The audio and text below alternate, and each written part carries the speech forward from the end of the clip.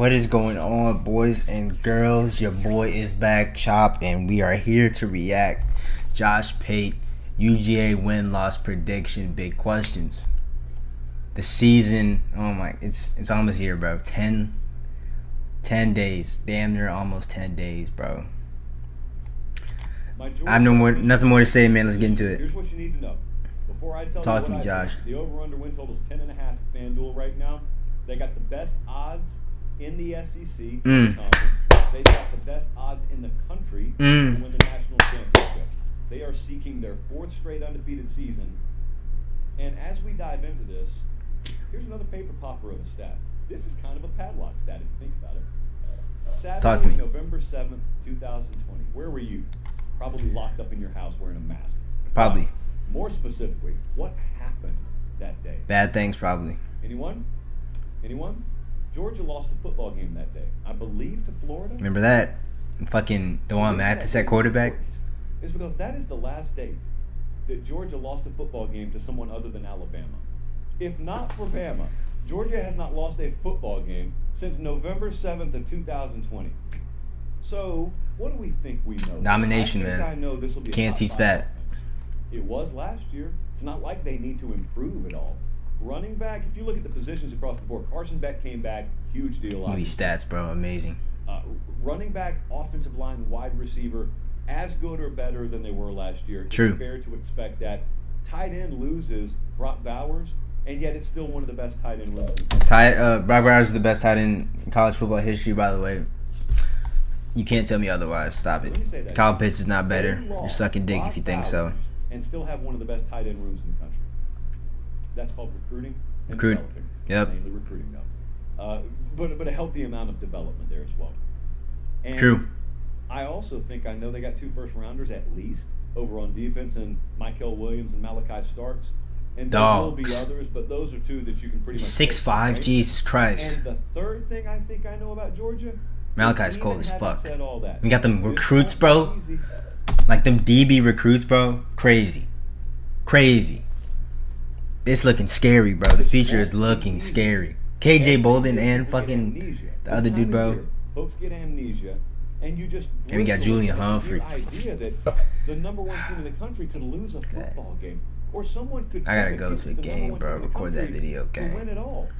Look at that atmosphere, bro. Well, unmatched. Did you watch this game? Do you watch this sport? This stuff happens every year. This team right here would have been favored to win the national title last year, even after they lost in Atlanta.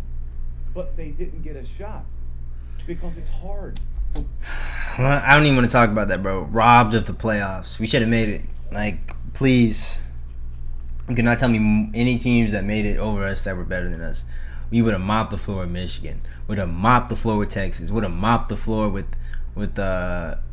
Washington. Would have mopped the floor with Alabama if we rematched them.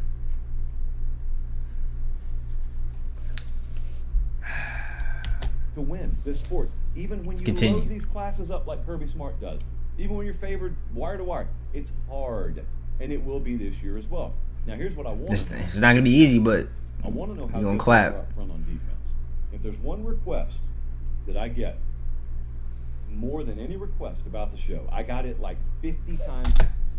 Jesus Christ, the defense is like mid, but they still. That was a mid, like, for Georgia defense, that was mid last year. Look, it's still like top 25 and everything. It's crazy. 15 points, crazy. Today, I just need pass rush, bro. It is please talk poorly about us. Please don't be hyping us up. Please don't be feeding us rat poison. So I happen to know several players on that defense watch the show. So I'm going to do you a favor. I don't really fully believe all of this, but I will say maybe Georgia's just pretty good up front. Maybe that's it. Maybe they're not elite. Maybe they don't have that vintage Georgia flavor there. Maybe I can convert 3rd and 3 on them with regularity. Maybe they can't get home. We just need pressure this year, bro. The pressure's been decent. Maybe it's not quite. I just need it to be elite, bro. Like, if you get someone like a Jalen Carter, just ripping through that D-line. You know who I'm talking to over there. All right. Hey, man, Georgia's still going to be pretty good up front. But I do mean what I say when I do wonder how good will they be there. Because there's a difference between that Georgia elite standard versus pretty to really good. And the difference That is is true. Getting home one or two more times per game against the quarterback, forcing one more turnover or two more turnovers that could define a season for you. True. So, it's not a game. Well, it is a game, but it's not something to be played with. You just need that defense to be like Next, 2021 level, bro. corner depth Crazy. behind Dalen Everett. It's interesting. First Dalen. world problem. Because Georgia, when you talk about Julian Humphrey's a players, sophomore? you talk Oh, about my unproven Lord. players. Man, I'm talking about Daniel Julian Harris. Humphrey. Ellis My God, Robinson. Ellis Robinson, just freak show players Ah! that don't have a ton of starting experience, but when you go look at, like That's what I was talking about, practice Ellis, bro. B-roll, or if you get to go to practice and you watch these dudes, you're just standing there and you're saying, who is that? And that's just Ellis Robinson.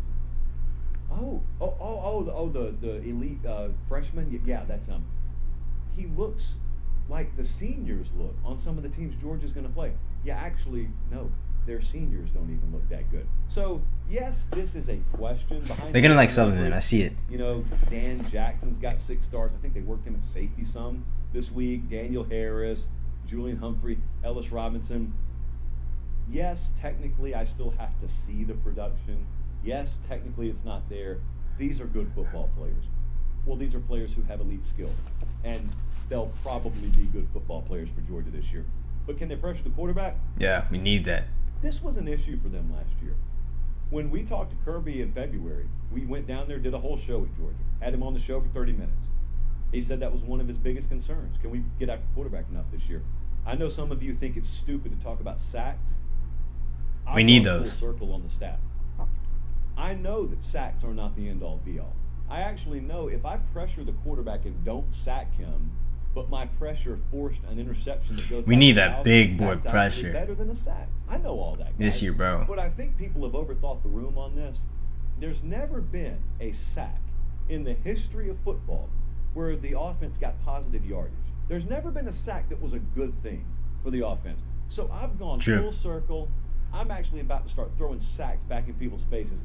Immunity of the highest order on that line. But sacks, new rule. Pause, Sacks buddy. are What the sacks fuck are rule you now. talking about? Georgia was 47th in the country in sacks last year. Trash. This is the whole reason behind that spiel. So I can just throw that stat at you. You'd be better, bro. Mike Hill, I think, had 4.5 sacks and led the team. So whether you want to talk about havoc rate, quarterback pressures, quarterback hurries, outright sacks, Georgia wasn't quite Georgia last year in that category. Facts. I know they've worked on it ad nauseum. Will they be much better there?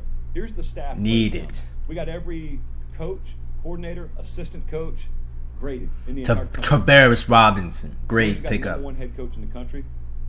Georgia's got a top 5 staff as we see it right now in the country. This defensive support staff, beneath the coordinator level, in other words, is top 15. Great. That offensive support staff lost some guys. It's really hard to retain when you're an elite staff. Like Del McGee's not there anymore, for example. We still got that offensive support staff top 30, maybe down a tick from what we've seen in the past at Georgia. Kirby Smart, how about this? So we've got him as the top active head coach. True. Also, we've got him as the highest graded defensive coordinator of the last 15 years. So another word for that is stud, but I wanted to put an actual numeric grade on it. There's no real weakness here. It's just relatively speaking, that offensive support staff may be down a touch in overall grade quality.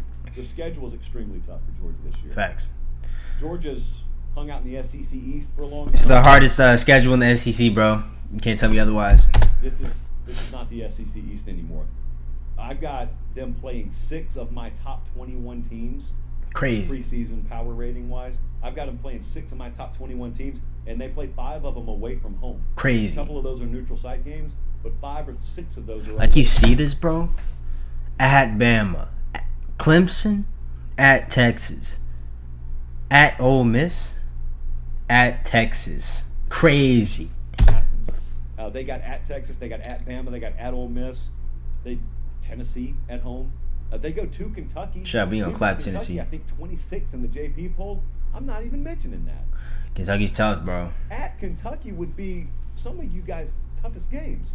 And so the cumulative effect that this can have is to the degree that I don't think there's a whole lot of skill in looking at a schedule and mapping out your wins and losses. I'll give you a record prediction in a second, but I don't give you the specific Talk to games me. that I think you'll win or lose. It's fun. I don't think there's a lot of skill in it, but that's a tough test. Cheerleading back and shit. The best case and the worst case for Georgia this year. There's always a best case scenario of 12-0 as long as Kirby Smart's at Georgia. Most likely. However, 10-2. And that's still making the playoffs. I don't give a fuck. 10-8-4.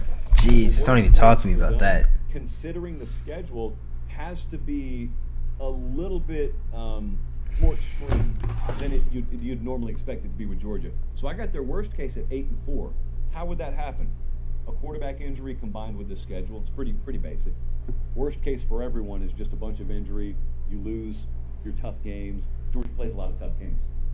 What I think they'll do, this is going to be controversial. I've got them going 10-2 right now, as we sit here in early August. I think there may be 2 losses on that schedule. That still makes them a playoff team. True. But if you want to know how Georgia can be favored in the SEC, I've got them power rated number 1. True. I think Georgia enters the season as the best team in the country. I think this schedule is tough enough that the best team in the country. We literally played 2 of the teams in the top 5, bro, starting out. Which sounds counterintuitive. It's not. Schedule is not equal.